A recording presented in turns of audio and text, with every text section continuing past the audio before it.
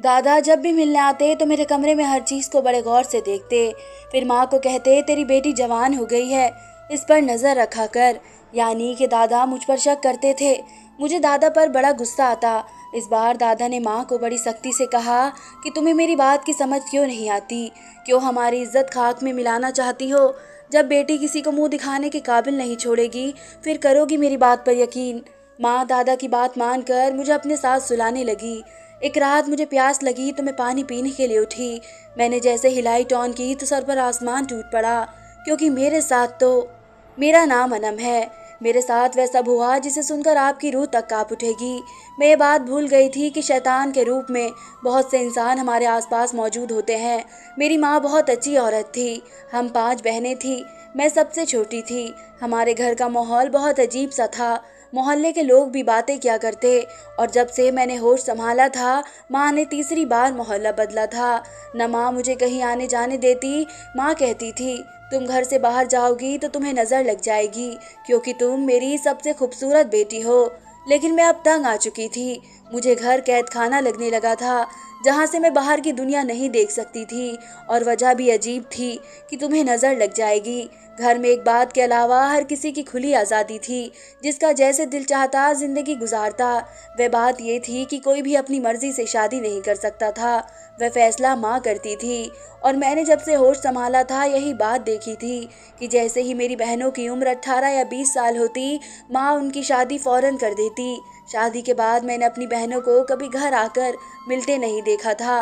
न जाने वह कैसी होगी, खुश भी होगी अपनी ज़िंदगी में या नहीं। एक दिन मैंने माँ से कहा कि हम उनसे मिलने चलते हैं, इतना वक्त हो गया है। जब से बहनों की शादी की है वे एक बार भी मिलने के लिए नहीं आई। माँ ने कहा उनकी शादी मैंने बहुत अमीर घरों में की है, वह तो ऐश करती हैं और मिलने इसलिए नहीं आती क्योंकि वह विदेश है। जब यहाँ पर आएगी तो तुम उनसे मिल लेना। और माँ की बात सुनकर मैं चुप हो जाती कि चलो वह खुश तो है, मेरे लिए इतना जानना ही काफ़ी है। पर दुख भी होता था, मेरी बहनें विदेश चली गई और एक बार भी मिलने नहीं आई। मेरे दादा दूसरे शहर में रहते थे, लेकिन कुछ महीने बाद वे हमारे पास ज़रूर आते। दादा के आते ही माँ उन्हें कमरे में ले जाती। और मुझे इस बात की कभी समझ नहीं आई कि ऐसी कौन सी राज की बातें हैं जो वे हमारे सामने नहीं कर सकते। एक दिन जब दादा आए थे और मैं दरवाजे के साथ लगकर उनकी बातें सुनने लगी तो बहुत मुश्किल से इतनी ही बात समझ आई। वे माँ से कह रहे थे कारोबार में इस बार अच्छा मुनाफा नहीं हुआ, इसलिए अभी कुछ और सोचना होगा। तुम भी बहुत ढीली जा रही हो, थोड़ी और मेहनत करो। माँ कहने लगी मैं क्या करूँ, जितनी रकम आप देकर जाते हैं इसमें अब गुजारा नहीं होता। अगर माल अच्छा चाहिए तो रकम भी बढ़ाओ। और इतनी बात सुनकर मैं वहाँ से अपने कमरे में आ गई।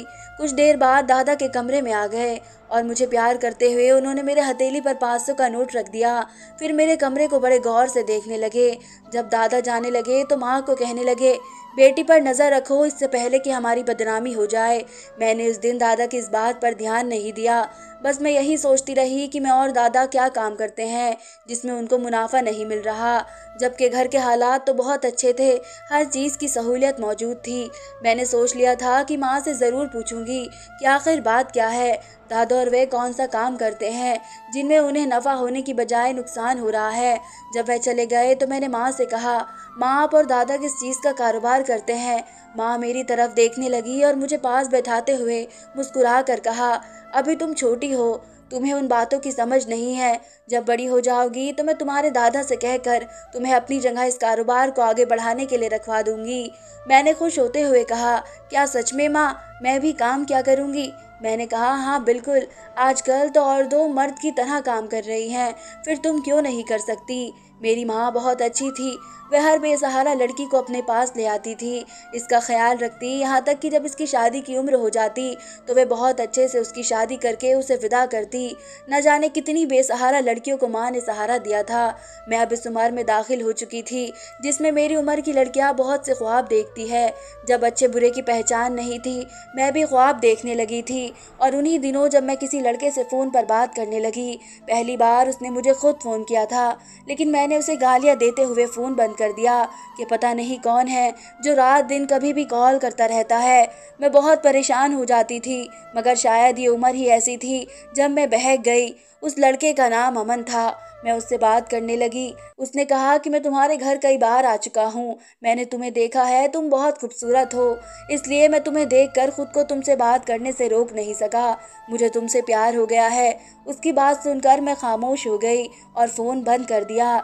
मैं तो हवाओं में उड़ने लगी थी, इस बात की खुशी कि कोई मुझे इतना चाहता है। फिर दिल से सवाल किया, क्या वाकई मैं भी उसे पसंद करने लगी हूँ?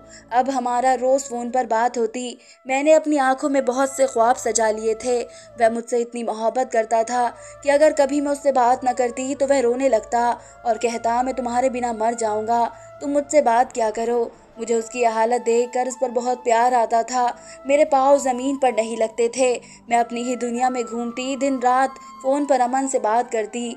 मेरी बहनें भी किसी न किसी से फ़ोन पर लगी होती। माँ उन्हें मना भी करती कि कोई गलत कदम मत उठाना, वरना मुझसे बुरा कोई ना होगा। लेकिन मैंने उनको अपने बारे में कुछ भी नहीं बताया था।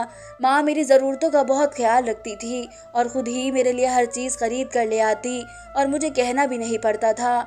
माँ मुझे चीज़ें दिखा रही थी। मैं कपड़े, जूते, ज्वेलरी देख देख कर बहुत खुश थी। मेरी दूसरी बहनों ने कहा, माँ आप इस पर बहुत पैसे खर्च करती है, हम भी तो आपकी औलाद है। माँ ने मेरे बालों में हाथ फेरते हुए कहा, ये तुम सबसे खूबसूरत है और छोटी भी है, इसी वजह से मेरी लाडली है। तुम इसकी बड़ी बहनें हो, इससे जला मत करो। तुम क्या जानो कि मेरी ये बेटी कितने नसीबों वाली है, क्या पता इसकी किस्मत से सब कुछ मिल रहा हो। मेरी बहन ने कहा, बस कर दे माँ, मुझे तो लगता है कि यही आपकी सगी औलाद है, हम तो आपके कुछ लगते ही नहीं हैं। माँ को इस बात पर गुस्सा आ गया। माँ ने कहा, बस बहुत हुआ, बहुत सुन ली तुम्हारी बकवास। एक बहन होकर अपनी सगी बहन से जलने लगी हो, ये शर्म का मुकाम है तुम्हारे लिए। दफ़ा हो जाओ अपने कमरे में और मुझे अपनी शक्ल मत दिखाना। उन्हीं दिनों दादा फिर से हमारे यहाँ थोड़े दिन रहने के लिए आ गए, लेकिन इस बार वे माँ से झगड़ने लगे कि मुझे पैसों की ज़रूरत है, मुझे अभी पैसे दो। और जब तक दादा को माँ ने पैसे लाकर नहीं दिए वे वापस नहीं गए थे। पैसे मिलते ही वे वापस जाने लगे तो उनकी नज़र मुझ पर पड़ गई, मगर इस बार उन्होंने माँ से कुछ ना कहा, मगर मुझे बड़े अजीब नज़रों से देखते थे। जिस इलाके में हम रहते थे वहाँ एक लड़का आते जाते मुझे देखता, मुस्कुराता, मैं छत पर उसकी तरफ गुस्से से देखती और अपने कमरे में आ जाती। ऐसा कई बार हो चुका था। इसकी इस हरकत से मैं तंग आ चुकी थी, मैं बहुत गुस्से में थी। मैंने ये बात अमन को बताई, जिससे मैं फ़ोन पर बात करती थी। उसने कहा, तुम परेशान ना हो, उसे जितना हो सके इग्नोर कर दो। मैंने कहा, तुम इसे रोकोगे या नहीं? इसने कहा, ऐसे लोग तो हमें गली के हर कोने पर मिलेंगे, तो क्या मैं सबको मार डालूंगा? अमन की बात सुनकर मुझे बहुत हैरत हुई।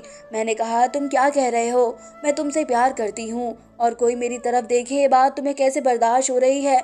और अमन ने बेफिक्र होते हुए कहा, अब बस भी करो, क्या तुम एक ही दुनिया में खूबसूरत हो? तुम्हारे पास इसके अलावा कोई और बात है या नहीं करने के लिए, जो एक ही बात को लेकर बैठ गई हो? मैंने कहा, ठीक है, अब तुम मुझसे परेशान होने लगे हो, लगता है दिल भर गया है मुझसे, अब मैं तुमसे कभी बात नहीं करूँगी। और इसी वक्त मैंने फ़ोन काट दिया, ये सोचते हुए कि वह अभी मुझे दोबारा कॉल करेगा, क्योंकि वह मुझसे नाराज़ होते हुए नहीं रह सकता था। लेकिन ये सब मेरी गलतफहमी थी। अमन इस दिन के बाद मुझे कॉल नहीं कर रहा था। मैं हर वक्त उदास रहती, किसी काम में दिल नहीं लग रहा था। बार बार मैं फ़ोन को देखती, किसकी कॉल आई है या नहीं, मैसेज आए हैं या नहीं। फिर जब मुझसे रहा न गया तो मैंने खुद ही अमन को कॉल की। वह मेरी कॉल अटेंड नहीं कर रहा था। मैं उसे मैसेज करती रही कि एक बार मुझसे बात कर लो, मेरी कॉल अटेंड कर लो, आज के बाद तुम्हें कुछ नहीं कहूँगी। लेकिन उसने अपना फ़ोन बंद कर दिया। अब मैं जब भी कॉल करती तो नंबर बन जाता। मैंने गुस्से में आकर मोबाइल दीवार पर दे मारा और रोने लगी कि वह ऐसा कैसे कर सकता है। वह तो मुझसे प्यार करता था, वह तो कहता था कि तुम्हारे बिना मर जाऊंगा, लेकिन कोई किसी के लिए नहीं मरता। सब बातें थी। माँ मुझे देखकर कहती, तुमने अपना क्या हाल बना रखा है, क्या हुआ है? मैंने कहा, कुछ नहीं, बस ऐसे ही दिल उदास है। मैंने कहा, माँ क्या मैं बाहर जा सकती हूँ? घर में बैठ बैठ कर मैं परेशान हो चुकी हूँ, बाहर निकलूंगी तो थोड़ा फ्रेश हो जाऊंगी। मुझे लगा माँ पहले की तरह इस बार भी मुझे इनकार कर देंगी, मगर मैं कुछ देर सोच कर बोली, हाँ चली जाओ, लेकिन ख्याल रखना हालात अच्छे नहीं हैं। आज इतने वक्त बाद मैं घर से निकली थी, अमन की बेवफाई के दुख में खुद को भुला बैठी थी। जब बाजार की तरफ निकली तो वहाँ एक तरफ बहुत भीड़ थी, एक तरफ एक बूढ़ी औरत तोता लेकर बैठी थी। वह तोते से कहकर एक कार्ड उठवाती और फिर उस पर लिखी हुई बात उसको बताती, जो सच निकलती। उसके पास बहुत से लोग जमा थे। मैं उन्हें देखते हुए आगे बढ़ गई। मुझे उन सब चीज़ों पर भरोसा नहीं था। भला ये राह चलते लोग क्या जाने दूसरे की किस्मत में क्या लिखा है। अगर ऐसा हो तो वह सबसे पहले अपनी किस्मत देखकर खुद से ठीक न कर ले। मैं आगे बढ़ गई जब किसी ने अचानक मुझे हाथ से पकड़कर एक तरफ खींच लिया। मैं बहुत घबरा गई थी। मैंने कहा, कौन हो तुम? इसने रुमाल अपने चेहरे से छुपाया हुआ था। उसने कहा, तुम्हारा भला चाहने वाला। मेरे पास ज़्यादा वक्त नहीं है। इससे पहले कि कोई मुझे देख ले, मैं तुमसे ये कहने आया हूँ कि अपने आसपास के लोगों पर नज़र रखो। जो तुम्हें नज़र आ रहे हैं वैसा कुछ नहीं है। मैंने कहा, तुम क्या कह रहे हो? वह किसी को आता देख कर कहने लगा, देखा, मैं जानता था ये यहाँ भी पहुँच गया है। और वह इसी वक्त वहाँ से चला गया। मैं दूसरी तरफ देखने लगी। जब मेरी नज़र अमन पर पड़ी, मैं इसकी तरफ चली गई। मुझे सामने देखकर उसे ताज्जुब नहीं हुआ था। मैंने कहा, तुम कहाँ थे? ना मेरी कॉल अटेंड करते हो, ना मुझसे बात करते हो। उसने मुस्कुराते हुए कहा, क्या मैं तुम्हारा गुलाम हूँ जो तुम्हारी मर्जी से सांस लूँ? मैंने कहा, जिस अमन को मैं जानती हूँ वह तो ऐसा नहीं था। उसने कहा, वह अमन समझो मर गया है। उसने हाथ जोड़ते हुए कहा, अब मेरा पीछा छोड़ दो, मेरा तुमसे कोई रिश्ता नहीं है। तभी एक लड़की अमन के पास आकर बोली, तुम यहाँ क्या कर रहे हो? मैं कब से दुकान पर तुम्हारा इंतज़ार कर रही हूँ। मैंने इस लड़की से पूछा, तुम कौन हो और अमन के साथ क्या कर रही हो? इसने कहा, ये सवाल तो मुझे तुमसे पूछना चाहिए कि तुम मेरे मंगेतर के पास क्यों खड़ी हो। मैं इसकी बात पर कोई जवाब न दे सकी। इसके बाद वे चले गए, लेकिन मैं कितनी देर वहाँ से हिल नहीं सकी थी। इंसान जिससे सबसे ज़्यादा प्यार करता है, इसी के हाथों सबसे ज़्यादा दुख मिलता है, और ये बात मैंने आज जान ली थी। मैं वापस घर आ गई। मेरी बहन ने कहा, तुम तो बाजार गई थी और खाली हाथ आ गई, कुछ खरीदा नहीं? मैं अपनी सोच में गुम थी। उसने मुझे बाजू से पकड़कर हिलाया और कहा, ये किन सोचों में गुम हो? मैंने कहा, कुछ नहीं हुआ, बस थक गई हूँ। मैं अभी कोई बात नहीं करना चाहती, कुछ देर के लिए तन्हा रहना चाहती हूँ। उसने कहा, ठीक है, तुम अपने कमरे में चली जाओ। आज मुझे खुद पर बहुत अफसोस हो रहा था कि मैं कैसे उस धोखेबाज इंसान की बातों में आ गई। मैं तो उसके लिए महज एक टाइम गुजारने के लिए थी। वह मुझसे बात करके टाइम पास कर रहा था और मैं इसको सच समझ बैठी। ये जान ही ना सकी कि एक चेहरे पर कितने नकाब चढ़े होते हैं। उनके पीछे छिपी उनकी असलियत देख ही नहीं सकी। आज मुझे ऐसे सहारे की ज़रूरत थी जिसको दिल का हाल सुनाने के लिए लफ्ज़ों की ज़रूरत ना पड़े, वह बिना कहे मुझे समझ जाए। मेरी 2 और बहनों की शादी हो चुकी थी, अब मेरी बारी आने वाली थी। मैंने माँ से कहा, मैं शादी नहीं करूँगी। माँ मुस्कुराने लगी और बोली, तुम तो मेरी सबसे खुशकिस्मत बेटी हो, तुम्हारे नसीब से हमारे भी दिन बदलने वाले हैं। मुझे माँ की ये बात समझ नहीं आती थी। कुछ दिनों बाद दादा फिर से घर आ गए थे। इस बार दादा ने मुझे बड़ी अजीब नज़रों से देखा और माँ को बड़े गुस्से से कहा कि तुझे मेरी बात समझ क्यों नहीं आती? तेरी बेटी जवान हो रही है, उसे अपने साथ सुलाया कर। मुझे दादा पर बहुत गुस्सा आता। उनको मेरे जवान होने से क्या मसला था जो वे इस तरह की बातें करते रहते थे। लेकिन अब माँ मुझे अपने साथ सुलाने लगी थी। जब आधी रात को माँ पानी पीने किचन में गई तो मैं और माँ की जगह लेट गई, तो कोई आदमी मुझे माँ समझकर कहने लगा, बड़े साहब ने पैगाम भेजा है कि वह अब इंतज़ार नहीं कर सकते।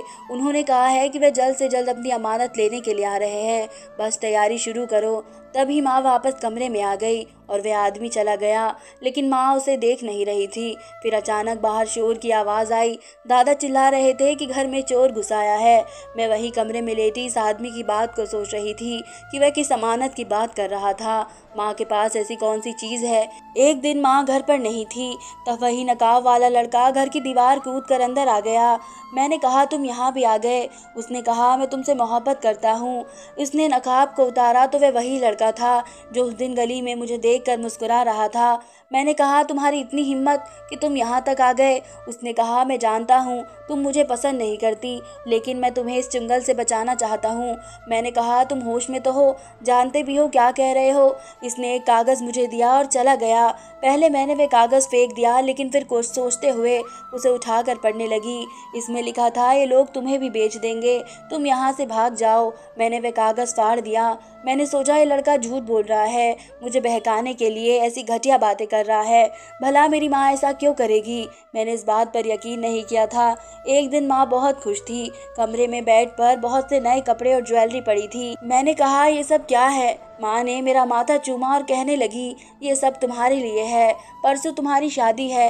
मैं हैरान होकर माँ की तरफ देखने लगी। मैंने कहा, माँ ये आप क्या कह रही हैं? इतनी जल्दी मेरी शादी तय कर दी और मुझे अब बता रही हैं? माँ ने कहा, जहाँ तुम्हारा रिश्ता तय किया है वे बहुत अच्छा आदमी है, सारी जिंदगी ऐश करोगी और अपनी माँ को दुआएं दोगी। मैंने कहा, लेकिन मैं इतनी जल्दी शादी नहीं करना चाहती, आप उन्हें इनकार कर दे। मेरी बात सुनकर मैं एकदम गुस्से में आ गई। माँ ने कहा, मैंने तुमसे कभी कुछ नहीं कहा, तुम्हारी हर ख्वाहिश पूरी की, और आज जब वक्त आया है तुम्हारी माँ तुमसे कुछ मांग रही है तो तुम लगातार इनकार किए जा रही हो। मैंने कहा, ठीक है माँ, जैसी आपकी मर्जी। मेरी शादी का दिन आ चुका था। घर में हमेशा की तरह कोई मेहमान नहीं आया था, ना घर को सजाया गया था। मेरी बहनों की दफ़ा भी ऐसा ही होता था। मैं दुल्हन बनी बैठी थी जब मैं और दादा कमरे में आए। आज दादा बहुत खुश थे। वे माँ से कहने लगे, भाई आज हमें हमारी सही मेहनत वसूल हो गई है, मैं तुमसे बहुत खुश हूँ। क्या हाथ मारा है तुमने। आज माँ और दादा मुझे अच्छे नहीं लग रहे थे। ऐसा लगा जैसे कोई बाजारी लोग बातें कर रहे हो। तभी वह शख्स, उनके साथ एक बड़ी उम्र का आदमी, आकर बैठ गए और उस बड़ी उम्र के आदमी ने मेरी तरफ बहुत अजीब नज़रों से देखा और माँ से कहा, वाह भाई, तुमने तो खूब संभाल कर रखा है इस लड़की को, बोलो क्या रकम लोगे इसकी। ये सुनते ही मेरे पाँव तले से ज़मीन निकल गई। माँ भी हंस रही थी। माँ ने कहा, आपकी ज़मानत को बहुत संभाला है, बहुत मेहनत की है, तो मुँह मांगी रकम लूँगी। इस बड़ी उम्र के आदमी ने एक चेक काटा और माँ को दे दिया और कहा, अपनी मर्जी की रकम इस चेक में भर लेना।